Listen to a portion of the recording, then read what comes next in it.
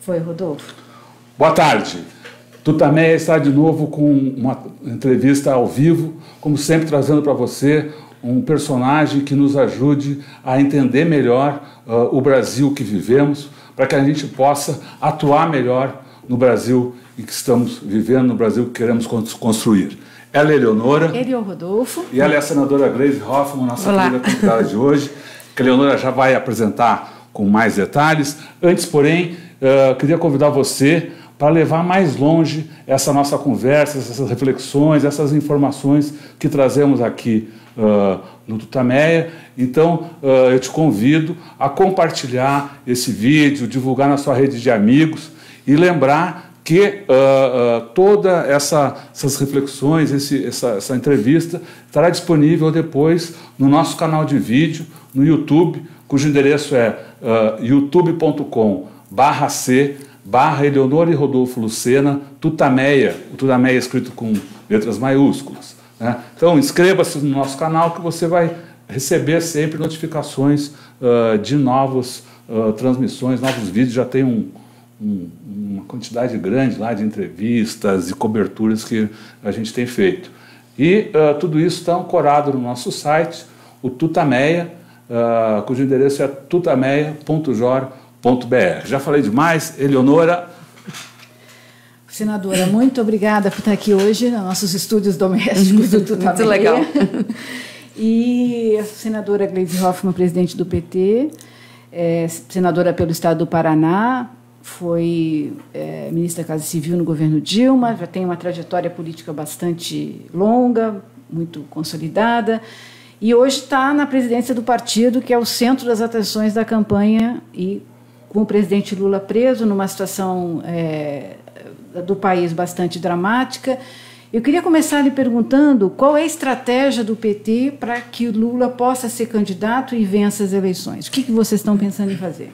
Primeiro, registrá-lo como candidato, né? Primeiro, quero cumprimentar vocês também, agradecer de estar aqui no estúdio, podendo falar com todos os que acompanham o Tutameia, eu acompanho também, parabenizar o trabalho de vocês.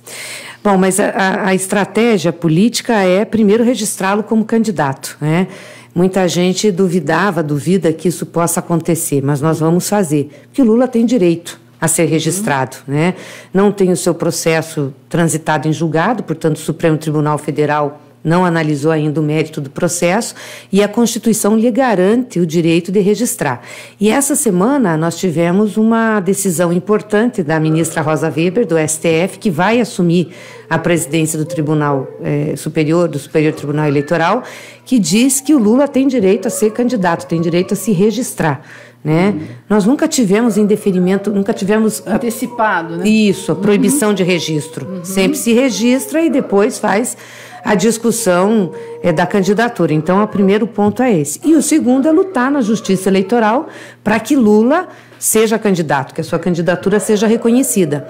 Para isso, nós estamos com os advogados fazendo um levantamento minucioso de todas as candidaturas que tiveram algum, não impedimento, mas algum óbice no processo depois do registro no eleitoral, no Tribunal Eleitoral. E o que aconteceu com essas candidaturas? Já temos alguns resultados. Por exemplo, na eleição passada de prefeito, 145 prefeitos disputaram a eleição sem registro, com um registro indeferido.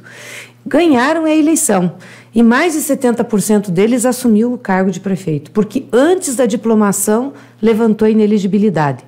Porque se você tem um recurso plausível do processo que o condenou em segunda instância, você tem direito mesmo sem o registro de participar da eleição. E o tribunal tem que manter a sua foto, o seu número na urna, né? Então, nós estamos levantando esses casos, agora estamos levantando de outras candidaturas, deputados, enfim, fazendo por estado. É um trabalho bem exaustivo, mas que vai nos dar argumentos perante o Tribunal Superior Eleitoral da viabilidade da candidatura do Lula. Quer dizer, a partir do registro, ele poderá fazer campanha.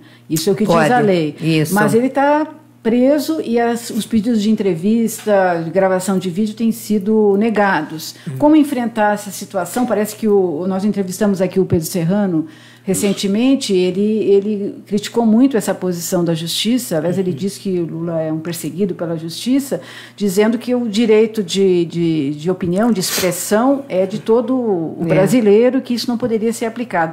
Como fazer para que ele possa fazer a campanha, ainda que na cadeia? Então, agora, nessa fase da pré-campanha, ele também tem direito a se manifestar, Sim. como qualquer pré-candidato. Sim. Então, a gente tem que fazer os pedidos para a juíza da execução penal.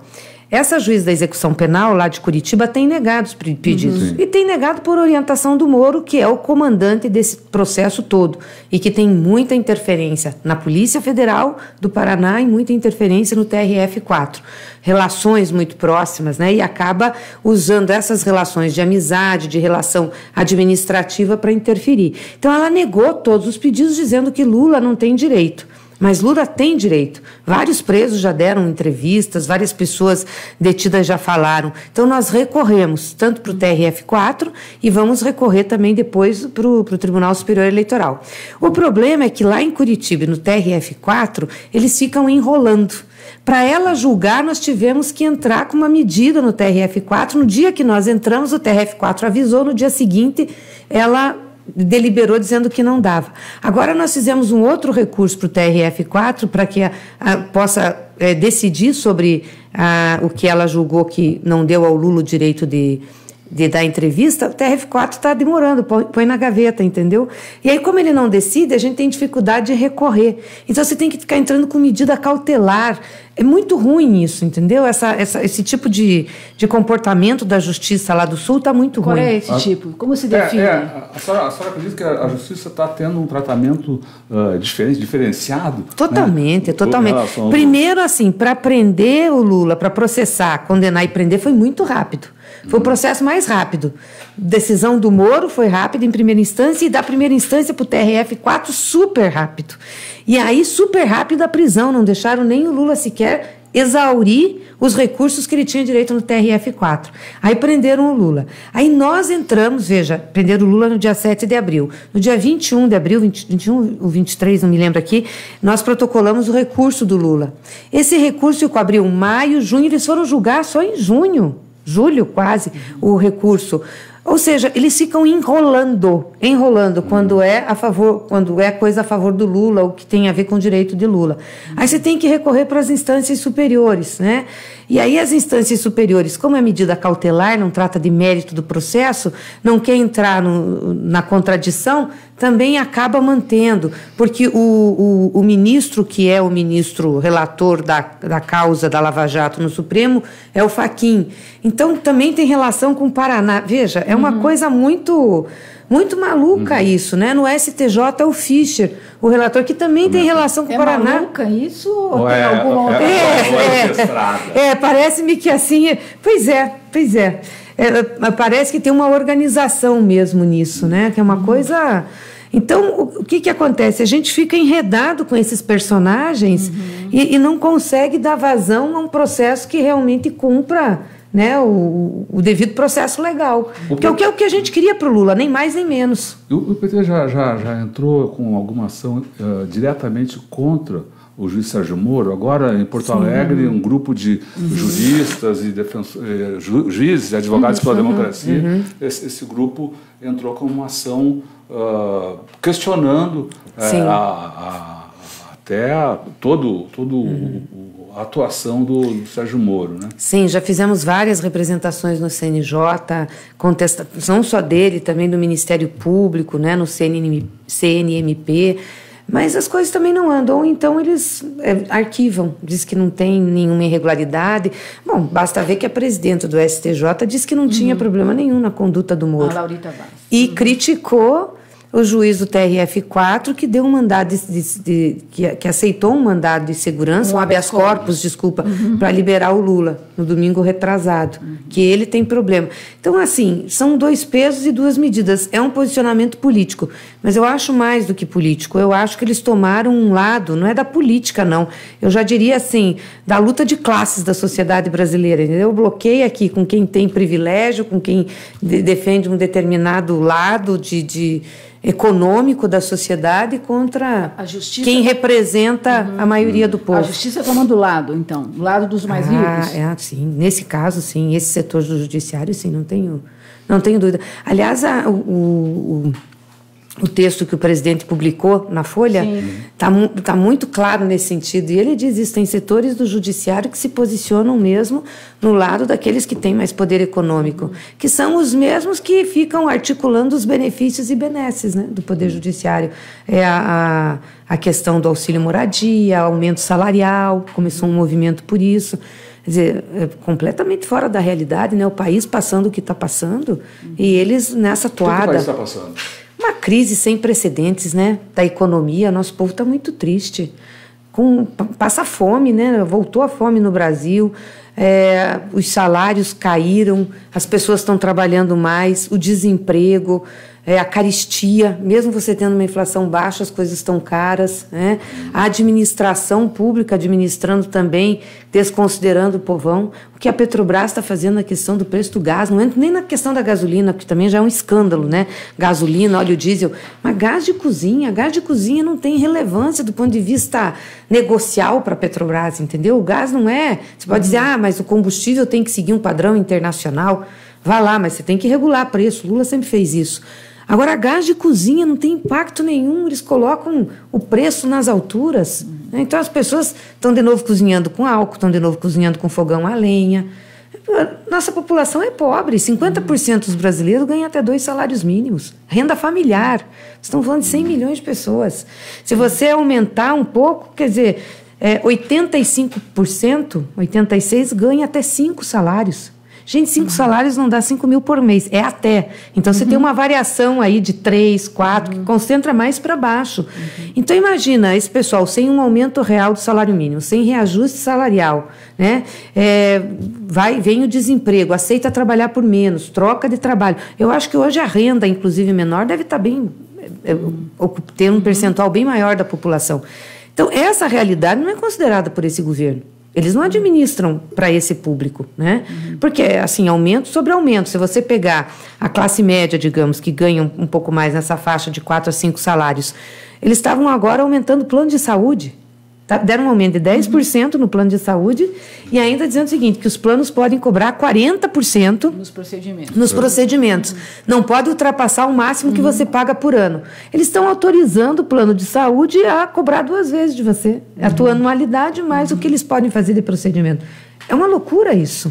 Agora, com todo esse quadro, não surpreende que a reação popular contra esse governo e em favor do presidente Lula não seja maior? Quer dizer, realmente é um quadro que atinge não só a população em geral, mas também as empresas, né? Ataques à soberania são rotineiros, destruição de várias conquistas do país mesmo, do ponto de vista soberano. Não surpreende que não haja uma reação maior? Não era esperado uma reação maior? Acho que a grande reação do povo brasileiro está na intenção de voto ao presidente Lula, que mesmo preso continua tendo os maiores índices nas pesquisas.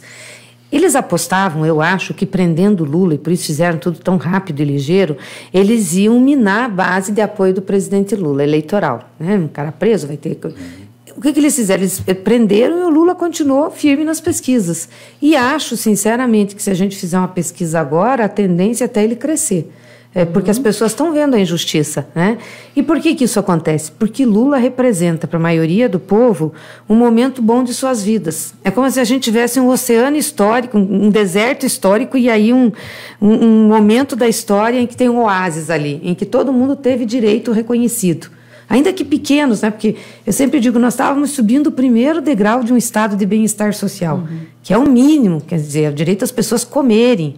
Veja, é quase animal isso, né? Você tem direito de comer. Isso nós não tínhamos no Brasil. E começou a ser estabelecido. Então, assustou demais, né, a elite brasileira. Quer dizer, como é que pode pobre ter direito? Aí, além de comer, vai querer comprar coisa melhor, vai querer ter eletrodoméstico, comprar carro, andar de avião? Não pode. Né? Então, nem isso eles aguentaram. Então, é uma situação muito, muito difícil para o povo. Mas a própria elite estava se beneficiando desse modelo de crescimento. Isso que é estranho, porque todo esse avanço dessa população mais pobre para o mundo do consumo beneficiou as empresas, beneficiou os bancos. Isso até é uma das críticas que é feita ao PT, né? Sim. Beneficiou os pobres, Bolsa Família, mas beneficiou muito mais os ricos. Os bancos nunca lucraram tanto. Continuam lucrando. Pois é, então, eu só posso reportar isso, Eleonora, a preconceito e intolerância de classe social, entendeu? Eu acho que nunca nós tivemos no Brasil uma coisa tão clara da diferenciação de classe, entendeu? Ou seja, aqui está a trabalhadora, os mais pobres, aqui estão os ricos. Ficou escancarado isso. E a gente sente, né, na elite brasileira, nos setores mais ricos, inclusive a classe média alta brasileira, o preconceito, o ódio, né? Basta ver o que está acontecendo agora com o Bolsonaro, que está levando um setor que a gente nunca achou que existia, né, na sociedade. É impressionante. Como é que a senhora vê o surgimento desse fenômeno? É resultado do PSDB, né? Clarinho, assim, da pregação de intolerância deles. Porque o que aconteceu com o PSDB depois que nós ganhamos as eleições? Eu acho que eles acharam... 2014? De 2002 para cá. Tá, 2002 para cá. Bom, Fernando Henrique foi 2 vezes, o Lula ganhou. O Lula ganhou porque nós estávamos numa situação difícil, mas você sabe que ele fez uma mediação, fez a Carta ao Povo Brasileiro, enfim, ganhou a eleição. Eu lembro que teve um comentário do Fernando Henrique que dizia que aquilo foi bom porque era alternância no poder, era bom para a democracia, mas que ele achava que não ia dar certo, que Lula não tinha condições de administrar o Brasil e que logo eles voltariam. Então, para ninguém se apavorar, que aquilo era bom para testar o sistema que eles tanto defendiam, né? Das instituições, da democracia e tal. O fato é que o Lula entrou e o PT ficou por 4 mandatos consecutivos, ganhou 4 eleições. Eles não conseguiram nos derrotar nas urnas. Mesmo em 2006, que teve aquele negócio do mensalão, que teve o desgaste todo, que foram para cima, não conseguiram. Por que eles não conseguiram? Porque, de novo, pela primeira vez o povo brasileiro conheceu o acesso a direitos mínimos. Comer, comer. Para nós isso não é relevante porque a gente faz como se fosse parte de um ritual, não está nem aí. Você levanta, toma café, continua. Tem gente que não come no país ou faz uma refeição por dia porque não tem dinheiro para fazer 2. Então, a partir daí, o povo brasileiro começou a ver que tem um outro jeito de administrar o Brasil e que não é só 30% dos brasileiros que cabem no orçamento público, que a maioria, que todo o povo cabe no orçamento público. Então, o PT vem ganhando 4 eleições consecutivas, tanto que para voltar eles tiveram que dar o golpe. E durante esse debate com o PT nas eleições, como eles perderam a pauta econômica, né, a pauta econômica com o povo, porque eles pregavam coisa diferente, fazer reforma, retirar direito, etc., eles começaram a dar vazão à pauta de valores, né, a estimular. Então, entra debates de questões que a gente chama de pauta identitária, questão das mulheres, questão do aborto, questão LGBT, a questão racial, a questão das diferenças. Começam a incentivar isso, né? E tentar dizer que o PT é quem defende essas propostas mais radicais. E a estimular o ódio de classe. É um ódio de classe mesmo, né? De ricos contra pobres. Olha, os pobres estão tomando o teu direito. No aeroporto, não diziam isso abertamente, mas iam plantando, né? Iam fazendo. Então, estimularam isso. E na última eleição de 2014, aí o Aécio cumpre o papel fundamental para abrir as portas do inferno para o Bolsonaro existir. Termina a eleição, ele não contente que perdeu, o PSDB não contente, começa a desestabilização da Dilma. E aí começa toda uma pauta xenofóbica, machista, de ódio aos mais pobres, de ódio ao PT, entendeu? É uma coisa medonha. E isso vai consolidando, né? Só que quem se beneficia da criação, da tirada do armário desse pessoal de extrema-direita, não são eles. É o Bolsonaro, que é mais radical. Então, eles deram espaço para Bolsonaro, né? E, infelizmente, o Brasil tem isso, tem um percentual da população que pensa assim. Entre os ataques que foram feitos ao PT e aos governos do PT, foi o da corrupção, marcado com carimbo aí de que governos corruptos ou que defendiam ou que promoviam a corrupção endêmica. É isso? Não, não é isso, né? Eu acho que nós cometemos erros nos nossos governos, sim. E essa questão do ataque à corrupção a nós está muito ligada à questão de financiamento de campanha. E aí eu acho que um dos maiores erros que nós cometemos foi não ter enfrentado o debate e o próprio Congresso Nacional para fazer a reforma política. Ou seja, nós aceitamos fazer a disputa eleitoral, o jogo eleitoral, nas mesmas regras que estavam colocadas desde sempre. Não sei se a gente teria conseguido mudar profundamente, porque você depende de correlação de forças, né? O Congresso não era todo petista, a composição era difícil, tanto que o Lula tem que fazer um governo de coalizão, mas talvez se a gente tivesse insistido mais, enfrentado mais uma parte, a gente teria avançado, né?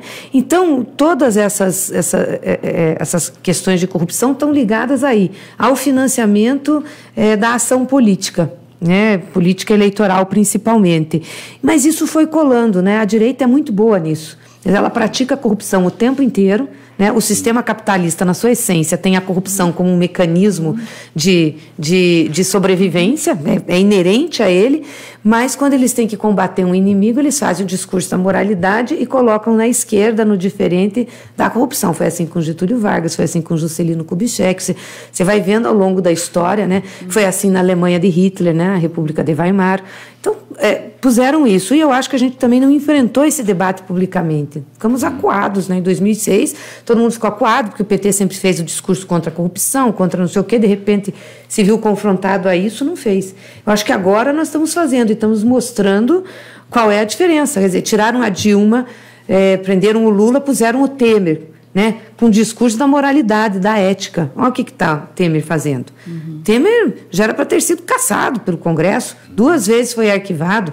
O Temer tem assessor com mala de dinheiro, o Temer tem gravação, o Temer tem um monte de prova e fica lá. Com o Temer, eles são condescendentes. A direita é condescendente, o pessoal que protestou é condescendente, mas conosco não. Então, eu não tenho dúvidas, é uma luta de classe que está muito aberta no Brasil, com muito ódio e preconceito de uma parte da população brasileira que é mais elitista. Às vezes nem é só elite, ela é mais elitista. Nessa sua análise, não entram muitos interesses externos no Brasil. Você fala muito da questão da luta de classe aqui, ricos contra pobres, mas não houve alguma interferência externa nesse golpe? Não, houve, com certeza. Eu só pedir licença, antes de a senhora responder essa questão aí sobre interferência externa no golpe, queria mais uma vez convidar, a gente está aqui com uma pequena assembleia nos assistindo, compartilhando, acompanhando, então queria convidar você mais uma vez a divulgar, a ampliar a voz, ampliar essas discussões, essas reflexões, compartilhando e levando às suas redes sociais essa entrevista com a senadora Gleisi Hoffmann. Bom, voltando, interferência externa no golpe. Não, com certeza tem, porque nós tivemos um sopro progressista na América Latina, né? Governos que se posicionaram de forma mais popular, mais progressista. Foi aqui na Argentina, tivemos no Paraguai, Venezuela, enfim, Bolívia.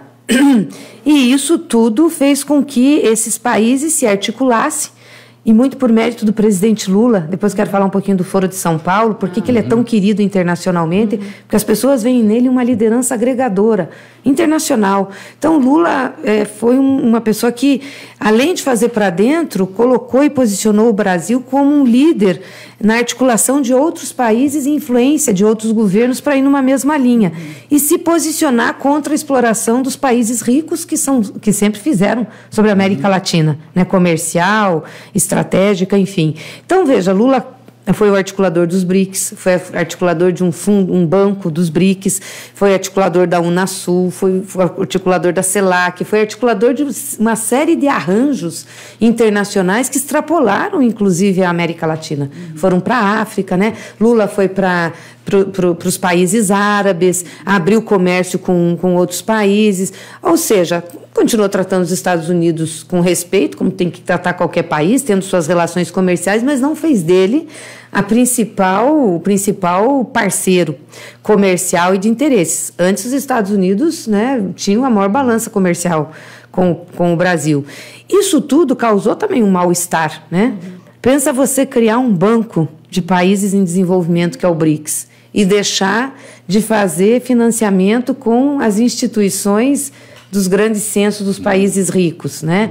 Pensa você articular um pacto militar para encarar uma ação de outros países. Tudo isso eu acho que pesou na balança. E mais do que isso, a forma como o Lula tratava as riquezas naturais brasileiras, né? O petróleo, por exemplo, nós nunca podemos deixar de considerar que foi no governo do Lula, embora a Petrobras tenha começado os estudos, mas foi no governo dele que se aceleraram os estudos do pré-sal e que a gente começou a produção, né? Nós dobramos a produção de barris de óleo por dia, dobramos, né? Nós produzíamos 1 milhão, fomos para 2 milhões e pouco, e conseguimos, e ninguém acreditava, eles diziam, não, vai ser muito caro o custo, extrair petróleo do fundo do mar, abaixo da rocha, do pré-sal, vai sair muito caro. Hoje o custo de extração do petróleo do pré-sal é quase o custo de extração do petróleo na Arábia Saudita, lá acho que é $6, $7, aqui é 8, 9. Lá o petróleo jorra, né? Então, assim, o Brasil está caminhando para ficar autossuficiente na sua produção e investir em refinarias para não importar mais.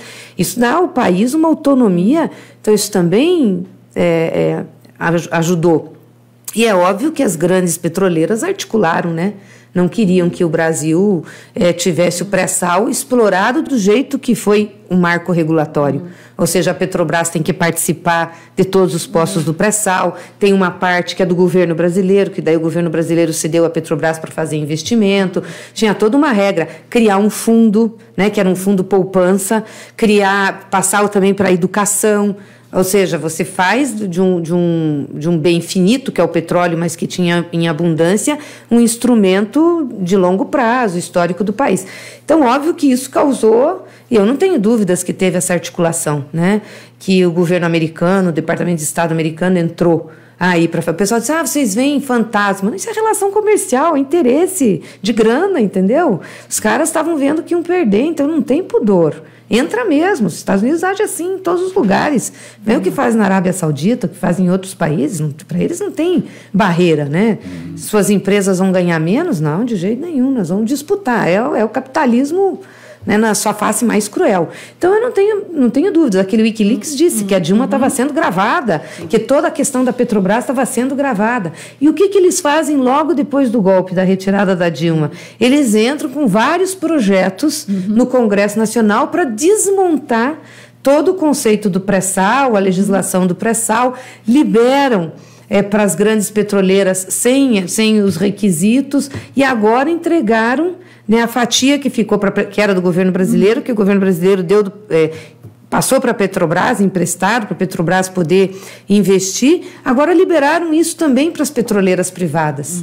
Então, eu não tenho dúvidas nenhuma, né? E aproveitam a disputa de classe dentro da sociedade brasileira, que infelizmente, né, essa parte da elite brasileira é muito atrasada, né? Tem uma visão de exploração muito grande, né? É escravocrata, vamos combinar. A reforma trabalhista que eles fizeram é para a gente voltar anos atrás, né? Muito, muito atrás. Então, essa questão do petróleo deveria ser revista no governo do PT no próximo ano? Com certeza. O que pode ser feito?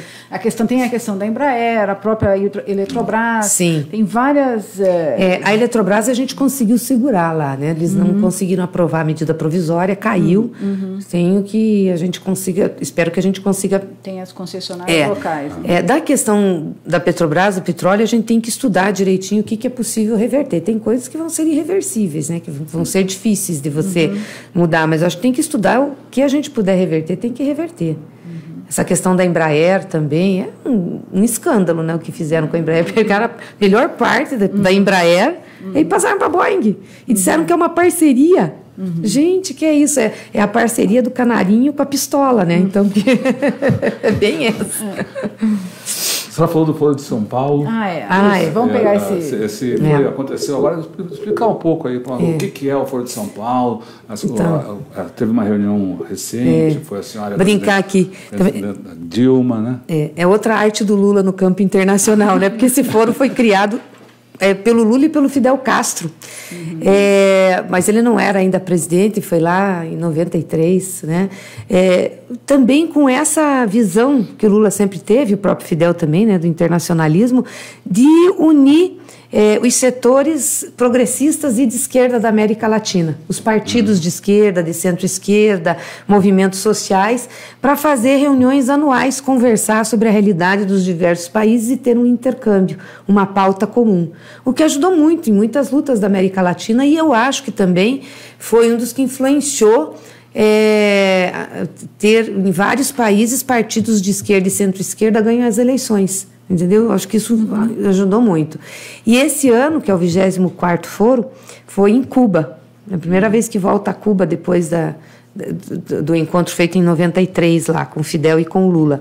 E ele teve ampliação porque os partidos de esquerda da Europa participaram também.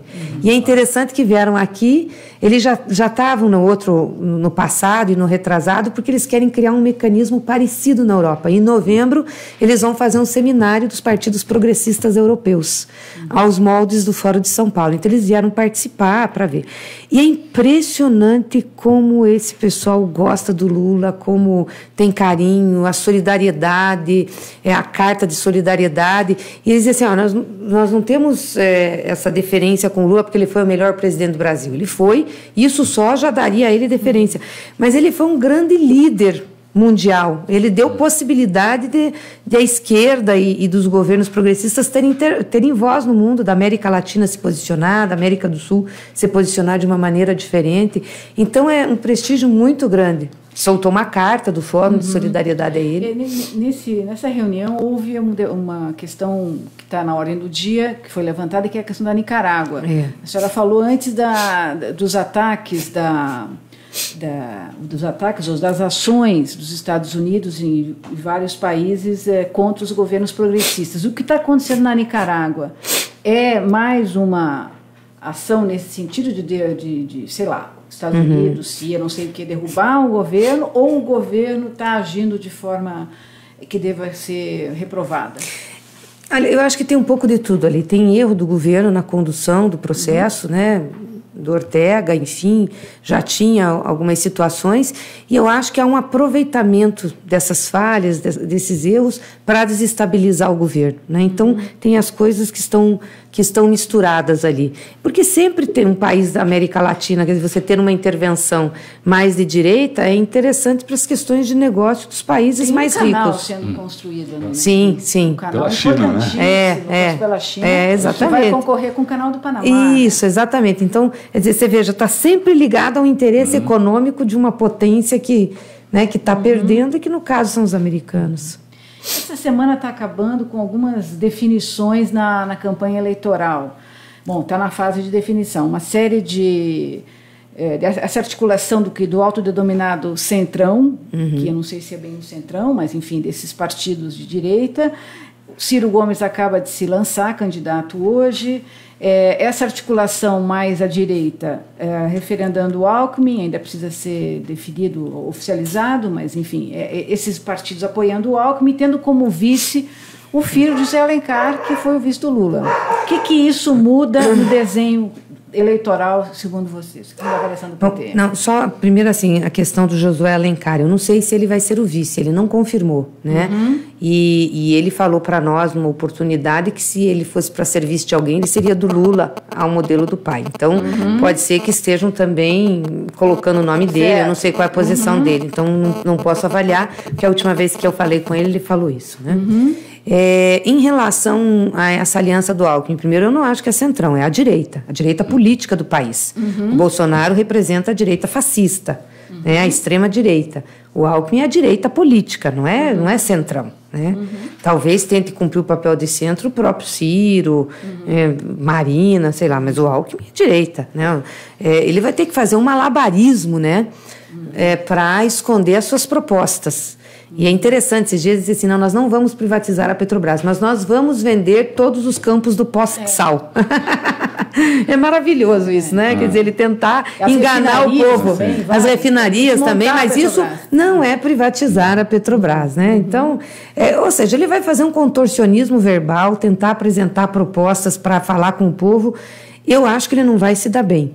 Hoje até perguntaram, mas vocês não ficam preocupados, a imprensa me perguntou, pelo tempo de TV que ele vai ter?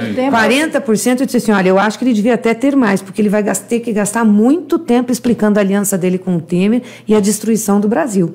Por que ele aprovou a reforma trabalhista, por que ele aprovou a emenda constitucional 95, por que ele apoia essa reforma da Previdência que mandaram para o Congresso, por que ele apoia o desmonte da Petrobras. Ele vai precisar de muito tempo, e muito tempo para justificar essa aliança dele também com todos esses partidos, né? Então, ou seja, o Alckmin é um golpista. Nós não podemos nunca esquecer que o PMDB foi o instrumento que o PSDB usou para dar o golpe no Brasil. Usou o Temer do PMDB. Mas quem bolou tudo que está acontecendo, quem desmontou o Brasil foi o PSDB. É eles que têm capacidade intelectual para isso. O PMDB não tem. O PMDB é um partido que não tem projeto nacional. Eles têm o projeto nacional do PSDB do Estado mínimo. Então eu quero ver como é que é um projeto nacional. É, de Estado mínimo. De destruição. É, de destruição. Porque às vezes o pessoal diz assim, não, eles não têm projeto. Eles têm um projeto. O projeto deles é o Estado mínimo, é ter desempregado para eles ter força de trabalho contratada mais barata e de concentração de riqueza. É o projeto deles. É o que eles acreditam, é o que eles fazem, entendeu? Quer dizer que essa aliança não vai resultar em votos próprios. Eu acho muito difícil, entendeu? Mesmo com mais tempo de TV. Teria que combinar, né? É que nem nós, para ganhar dizemos que para ganhar dos belgas, para ganhar a Copa, teríamos que ter combinado com os belgas, né? Porque a imprensa fica... assim, incensando, né? Pô, agora o Alckmin fez a maior aliança, vai ter tempo de TV, mas vai falar o quê pro povo? Né? Tem que combinar com o povo. Vai falar o quê para esse povo que está querendo Lula? O que tem na cabeça do povo? É a época do Lula, né? Eu sempre digo que o Lula é o programa de governo mais autoexplicativo. Você não precisa escrever nada, você só fala Lula. As pessoas entendem o que significou na vida delas. O que significou Lula? Lula, o que significa o Lula? Lula, primeiro, hoje está significando a esperança do povo brasileiro, né? A volta do meu futuro. É assim que as pessoas dizem em pesquisa. Eu quero meu futuro de volta. E o futuro dessas pessoas estava lá no governo do Lula, onde elas tinham uma perspectiva sempre de melhora, porque vinham melhorando. Né? Então, era ter emprego, era ter um salário digno, era ter acesso de bens de consumo básicos, era ter direito ao lazer, era ter direito a uma cultura. Ou seja, ter direito a um padrão de vida que desse condições da pessoa viver com dignidade, direito à dignidade, que perdeu, né? E quem tirou é essa turma que está com o Alckmin. Quem deu golpe, quem destruiu, quem fez tudo isso é essa turma, né? O Alckmin é o candidato da Avenida Paulista, é o candidato dos bancos, é o candidato da Globo, é o candidato do sistema podre brasileiro. E o Lula é um antigolpe. O Lula é um antigolpe. E o Ciro, o que é?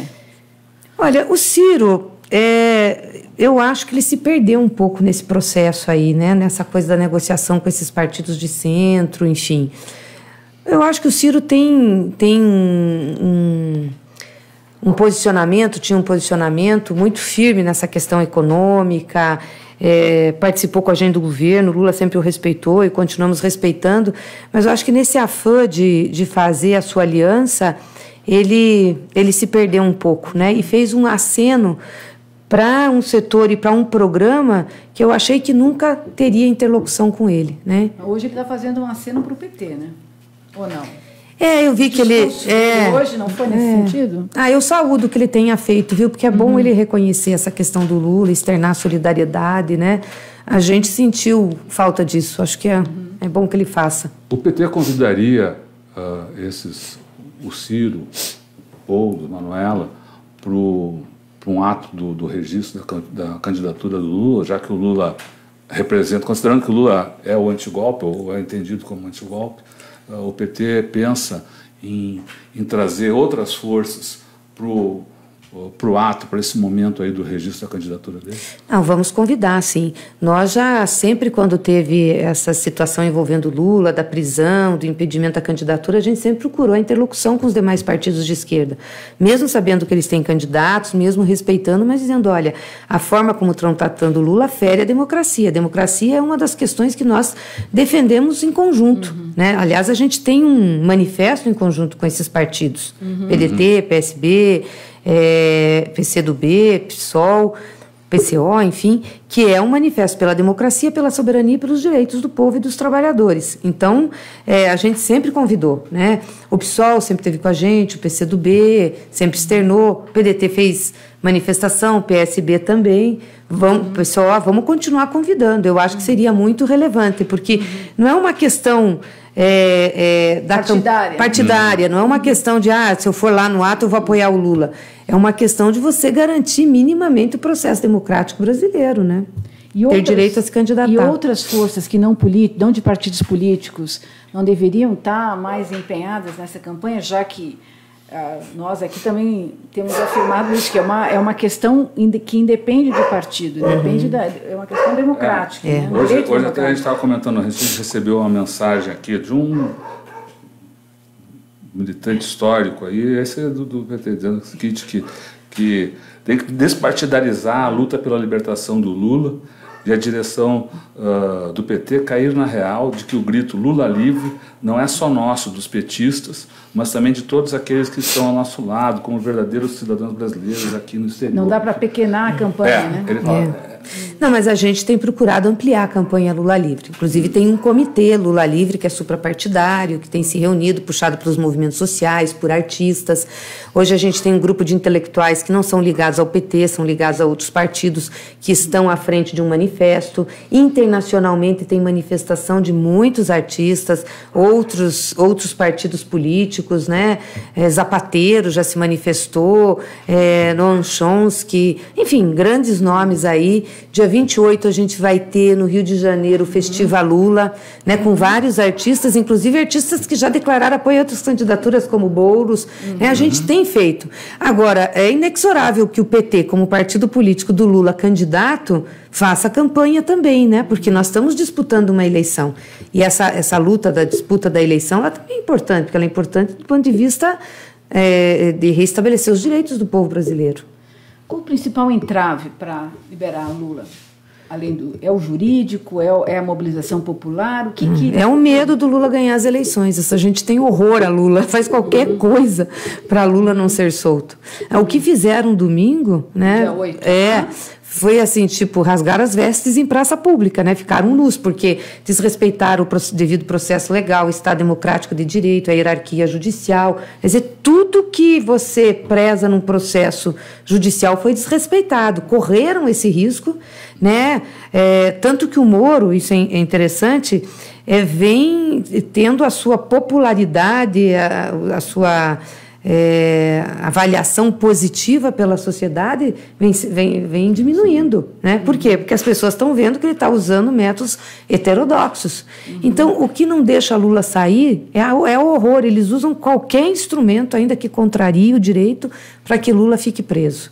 Eu não tenho dúvida, se Lula solto hoje, continuando fazendo as caravanas como estava, falando com o povo, Lula ia ganhar no primeiro turno. Não tinha segundo turno da eleição aqui, não tinha mesmo. Agora, preso fica, né, essa coisa do ataque especulativo à candidatura, né? Mas mesmo assim, aquela base leal, fiel do Lula, continua ali, 30%, 33% da população dizendo.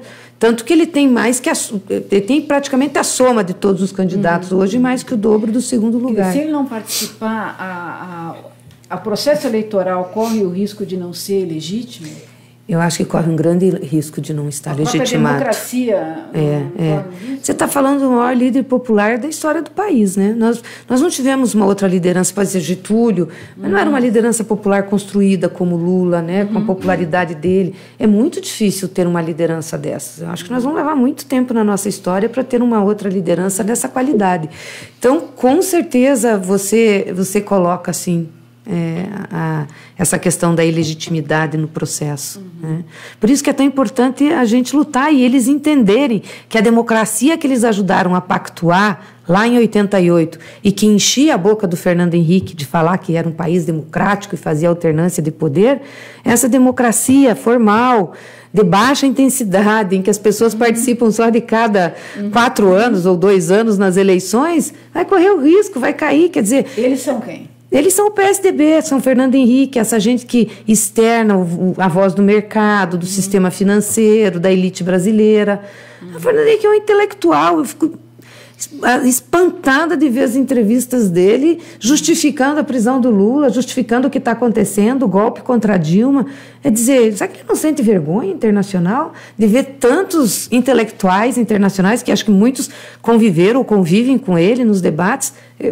Devia sentir vergonha, né? Então, ou seja, eles achavam que essa democracia formal dava conta, né, do processo democrático, mas acho que eles só consideravam quando eles estavam no poder, né? Que a economia era tocada por eles. Então, tinha uma democracia formal, de voto, de participação e tal, mas as regras econômicas não eram mexidas. Hoje o PT lançou um programa de governo. O que ele difere dos outros? O que é um programa mais à esquerda? Eu vi que a primeira palavra que aparece ali é soberania. Eu acho que é um programa diferenciado. Eu diria que é um dos mais avançados que a gente está apresentando à sociedade. Hoje o que a gente lançou foram as diretrizes e as ideias-forças que nós vamos trabalhar. Nessas ideias-forças, os conjuntos de propostas. E dia 26, a comissão do programa se reúne para fazer os textos explicando cada proposta, o que é o concreto, para a gente aprovar no nosso encontro, na reunião do diretório dia 3, e no encontro nacional que lança a Lula, a gente já vai apresentar o programa completo. Então, hoje a gente lançou as ideias-forças. São 5 diretrizes, né? A primeira é promover a soberania popular na refundação democrática do Brasil. Ou seja, a gente quer a soberania, mas quer uma soberania que seja popular. É a soberania nacional, do ponto de vista do país se autoafirmar diante do cenário internacional, mas é também a soberania popular, no sentido de que o Estado tem que olhar o seu povo, ou seja, os direitos do povo, né? E aí tem algumas propostas que são interessantes. A gente fala sobre a reafirmação dos nossos legados, fala sobre a reforma do Estado e o combate aos privilégios. Aí entra a questão da reforma do Estado em si, a reforma do judiciário, uma série de regras, né, que a gente acha importante. É aqui que a gente trata, por exemplo, a questão, e vai tratar a questão da reforma da Previdência, não como reforma do sistema previdenciário, mas como uma reforma do Estado de ataque aos privilégios, não ao sistema geral de previdência, mas aqueles privilegiados, a casta que dirige o serviço público e se enriquece a partir dele, a democratização dos meios de comunicação, que é a proposta liberal de regulação, né, da mídia, a regulação econômica. Eu acho que a gente nunca tratou isso de forma tão aberta, tão clara como isso. Processo constituinte, né? Aí o segundo é iniciar uma nova era de afirmação dos direitos, ou seja, o presidente Lula já disse, nós vamos enfrentar as desigualdades de gênero, de raça, as fobias todas na sociedade, portanto, nós vamos recolocar as secretarias nacionais de mulheres, de combate ao racismo, né, da igualdade racial, de juventude, LGBT. Isso é uma necessidade para o povo brasileiro, né, diante do que nós estamos enfrentando. Então, os direitos da juventude, a questão do Sistema Nacional de Direitos Humanos, sistema de justiça. Então, essa é na questão da afirmação dos direitos. Da equipe, eu não lembro de tudo. Terceiro, é liderar um novo pacto federativo para a promoção dos direitos sociais. Ou seja, se estados e municípios não tiverem condições de levar esses direitos à população, e condições ter recursos, saber o que a União pode assumir, vai ficar muito difícil. Então, nós temos que fortalecer o SUS, por exemplo. Aí vem aqui o resgate do mais médicos e do mais especialidades, com a entrada forte do governo federal nisso. A questão da federalização, essa é uma proposta mais polêmica, mas que nós vamos levar à discussão, que é a federalização do combate ao tráfico de drogas, ou seja, isso ficar na esfera federal, com a Polícia Federal, liberando a polícia dos estados, civil e militar, para o combate ao homicídio. O país hoje tem um baixo enfrentamento ao homicídio, não se investiga, 8% só dos homicídios que são investigados e que você tem solução, a média da OCDE é 50%. Então, quer dizer, ou seja, e aí o que acontece com a polícia militar, a polícia civil nos estados? Fica combatendo o tráfico de drogas, mas não é o grande tráfico, porque eles não têm sistema de inteligência para isso. Aí é o pequeno traficante, é a mulher que tem que servir de mula, entendeu? Lá no Paraná é uma coisa horrorosa, na fronteira com o Paraguai. O que a gente tem de mulheres presas, mulheres que não fazem uso de droga, e os filhos ficam soltos na rua, porque não tem quem ficar, ficam com os parentes, porque elas são obrigadas, entendeu? Porque os maridos estavam trabalhando no tráfico, morrem, elas são obrigadas a levar a droga para outro lugar, aí são presas. Então, assim, isso tudo, quer dizer, ao invés de você ter um grande serviço de inteligência no combate ao tráfico, né?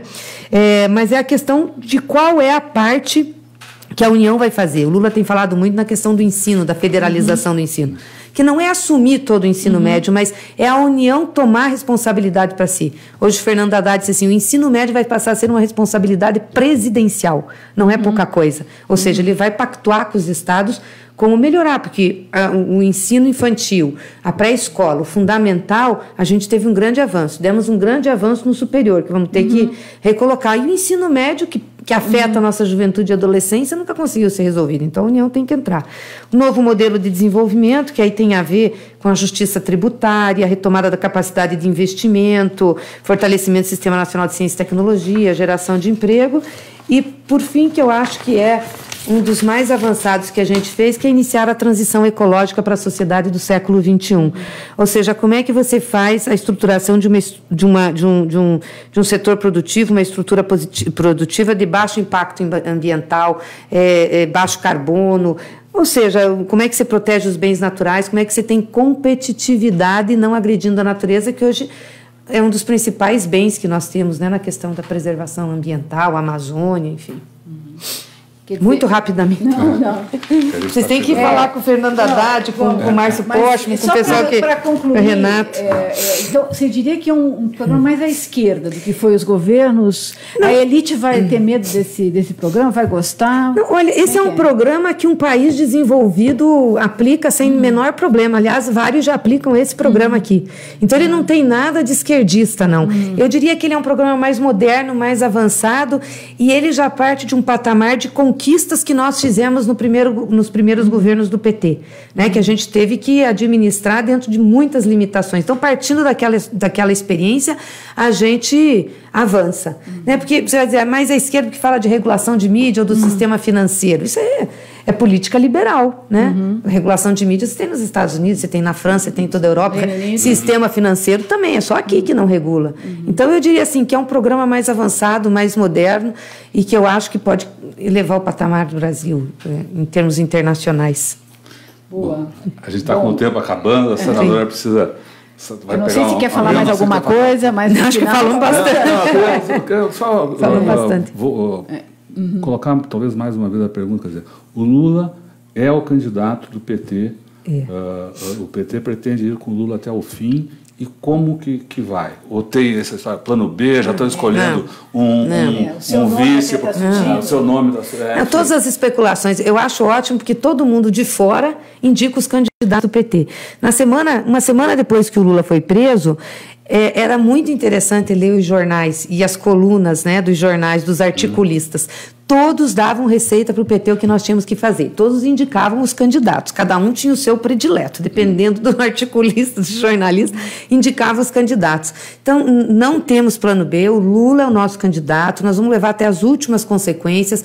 Claro que vai ter um momento disso que nós vamos analisar com ele, né, junto com a direção do partido, o que fazer, se a situação for muito radicalizada, né, se efetivamente ele quer indicar ou não alguém, mas a nossa ideia é levar as últimas consequências, porque achamos que, não só porque ele é o nosso candidato, é inocente, tem preferência popular, mas nós achamos que na situação que o Brasil está, ele é a única pessoa que tem capacidade de pacificar o Brasil. Não no sentido de entendimento de classe, mas no sentido de promover o desenvolvimento e poder melhorar as condições de vida do povo. E quem quiser participar da campanha, o que precisa fazer? A campanha... Pode ou é só o PT?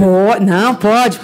A campanha começa mesmo a partir do dia 15, quando a gente registra o Lula. Agora é uma pré-campanha, é a questão do Lula livre, a gente tem várias atividades, nós estamos agora com abaixo-assinado pela liberdade do Lula, então o pessoal pode procurar aí os movimentos sociais, as sedes do partido, onde, né, o pessoal tem o nosso site, nosso Facebook, as redes sociais, está tudo muito explicado ali. Vamos ter os atos, vamos ter, dia 10 vai ter o Dia do Basta, que as centrais sindicais estão fazendo. Não é a campanha, né? É uma pré-campanha que tem como foco a liberdade do Lula e o direito dele se candidatar. Legal. Muito bem. Então, eu queria agradecer. Eu queria agradecer a presença da senadora aqui. Espero volte, né? Volte com mais tempo. E queria convidar você a levar mais longe essa nossa conversa, compartilhando a entrevista, se inscrevendo no nosso canal no YouTube, o youtube.com/c/Eleonora e Rodolfo Lucena Tutameia, o Tutameia escrito com letras maiúsculas, e visitar sempre o site tutameia.jor.br. A gente se encaminha para a conclusão da entrevista com o nosso bordão gráfico aqui, que o poeta Augusto de Campos nos cedeu. A gente convidou para uma entrevista, ele falou: agora não dá, mas vocês podem usar o que eu estou pensando do mundo e do Brasil, e nos cedeu, permitiu que a gente usasse um dos seus contrapoemas. É o que está na tela, é o contrapoema Lula Livre. Ah, que legal. Obrigada, viu? Agradeço, Rodolfo, agradeço, Eleonora, a vocês também que nos assistiram. Muito obrigada aí pela oportunidade.